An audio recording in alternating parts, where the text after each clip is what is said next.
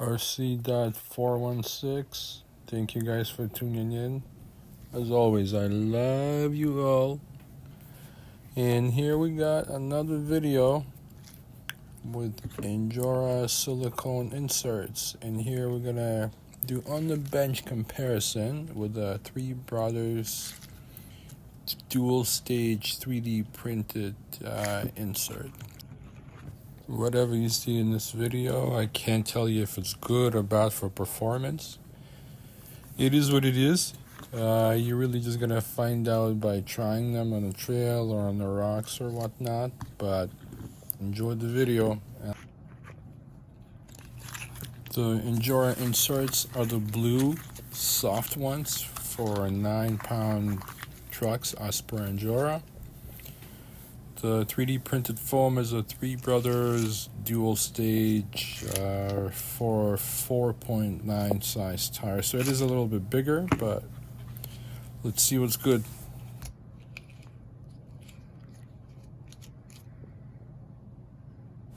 Let's compare the weight. Let's bust out our trusty RC scale and throw them on. See what each one of them weighs. So first one up, we're gonna put on the 3D printed insert. Any guess what it weighs? I bet it's around 56 grams. Any money? Oh, look, it's 56 grams. All right.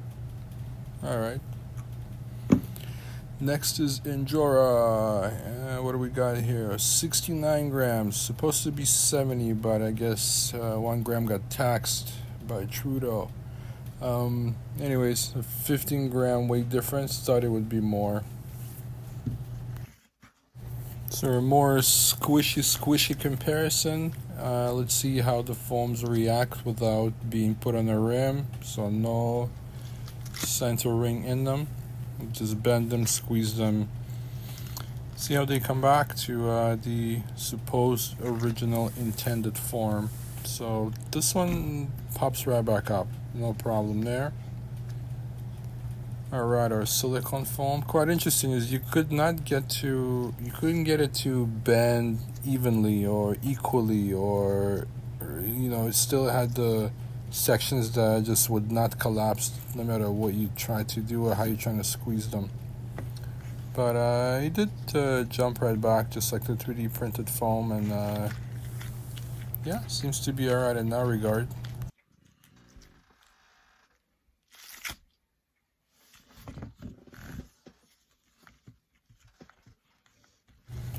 So let's see if we squish them against each other like that and see how they act, how they collapse, how they conform. So here you see that the blue one just completely jams up together, whereas the black one, the 3D printed one, just seems to act a little bit different.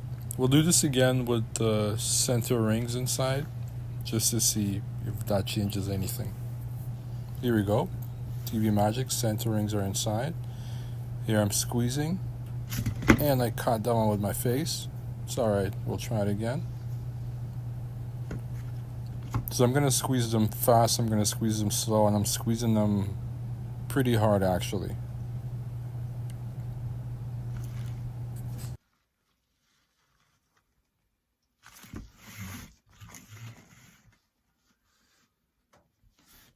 Pretty self-explanatory. You see for yourself what happens, and the blue one doesn't really squeeze all the way. The middle section seems to want to expand. Actually, it's quite interesting.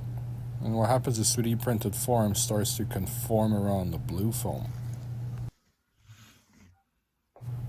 So what I'm gonna do here is just press on the center ring with my finger, just the bottom of it, and roll it back and forth so you guys can see how the bottom of the 3D printed form conforms. Here I just kind of showing what I'm doing, just pressing the ring at the back and rolling it back and forth, and see how it behaves. Then we'll do the blue one and see how that behaves.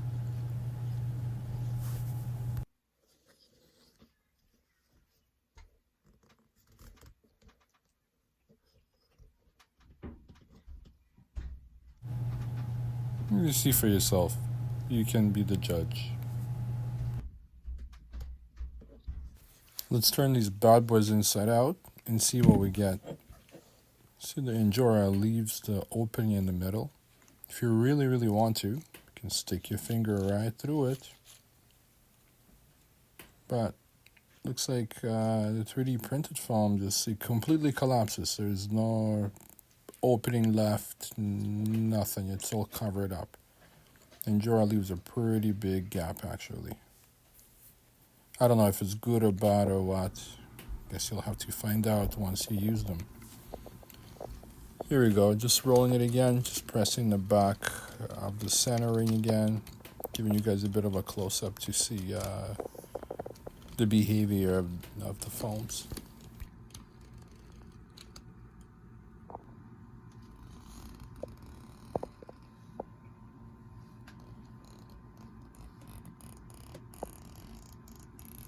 Clearly you can tell the blue foam is stiffer, specifically the inner section of it. It just does not seem to want to bend. Here is something I started to notice with the Injora foam.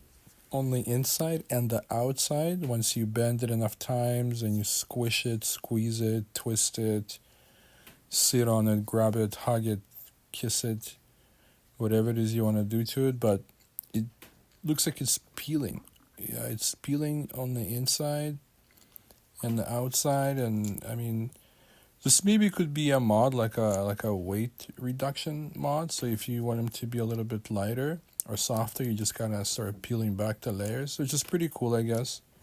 You know, China rocks. Appreciate the options here. So I'm just gonna, so you can just rub it with your thumb and, you know, silicone comes off, or is it silicone? I don't know what it's made of. Apparently it's silicone. But yeah, just check it out, see for yourself.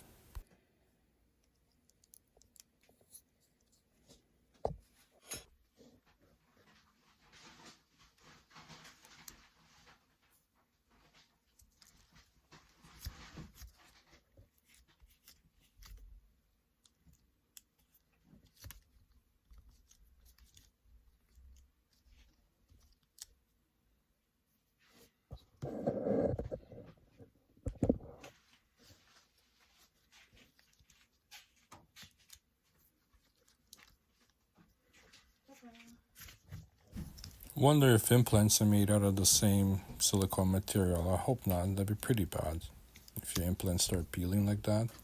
Terrible.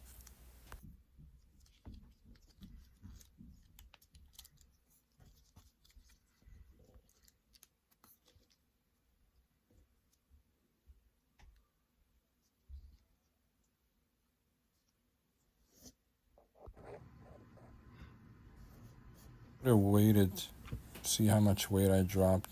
If you keep going, probably could drop a good amount, a few grams, maybe more. And here's the look at the outside. Same thing started to happen on the outside of the ring. See, I'm pointing to like light looking white spots. That's where it will peel for sure, because these three that are already peeled, they looked like light white spots, and then they became peel spots. So yeah, they just pull and rip.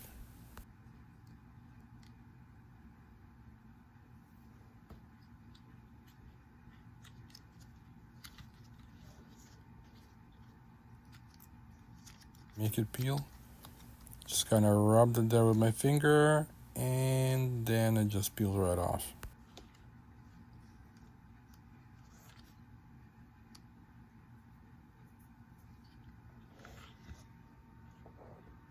And here's another thing I noticed.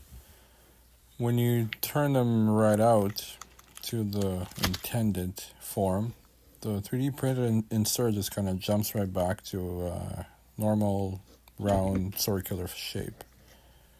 Silicone insert, when you fold it right out, it kind of looks a little bit ridgy all around on the inside and the outside. I don't know if this is an indication of anything, or what might happen over time, depending how hard you use them, abuse them, but I don't know.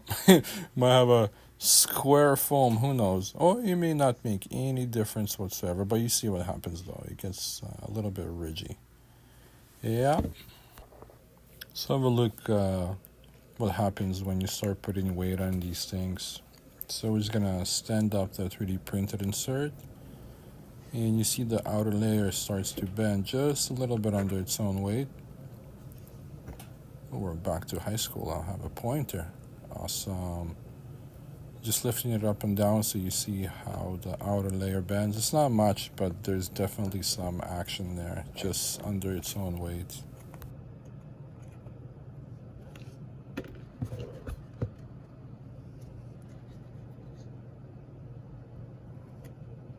Now we're gonna add a bit of weight. So that speaker box is about 350 grams. I'm not pushing it down, just holding it, make sure it doesn't fall, but you see what happens to the outer layer of this 3D printed insert. It completely collapses, which means, we'll probably conform to the surface.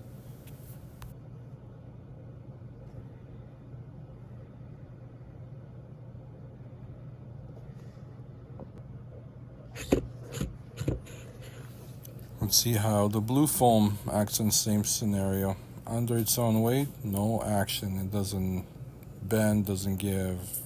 Nothing happens there. It's alright. I'm gonna put some weight on it next. So again, 350 grams of the speaker box. And we got a bit of action. The foam is bending a little bit, but not that much.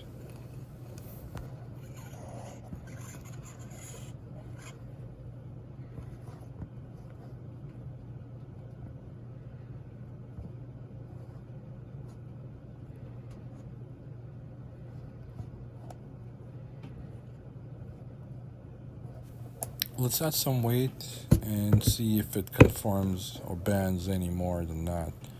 So we're gonna put the speaker box again, 350 grams.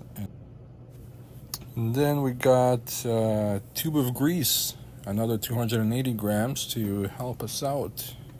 So here we go. Here's a handy grease.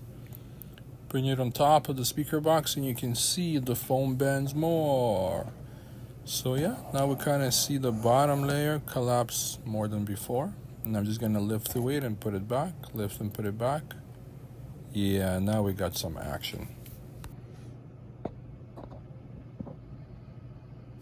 Let's zoom out a little bit so you guys see what we're working with here. And let's try the same with the 3D printed foam and see how that behaves.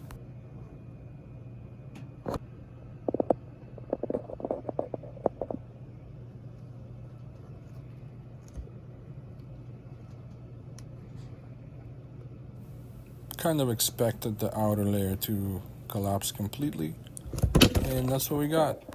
And here I try to see what happens when you apply same weight to both inserts at the same time. So we got a 2x2 with our trusty speaker, and the picture speaks for itself.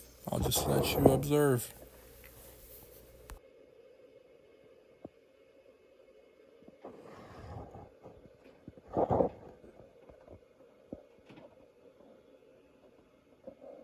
So here's another experiment. I took the 2x2, put it on top of the foams, and just squeezed it down pretty hard. And let's look and see what happens to each of the foams. You guys can see, compare for yourselves.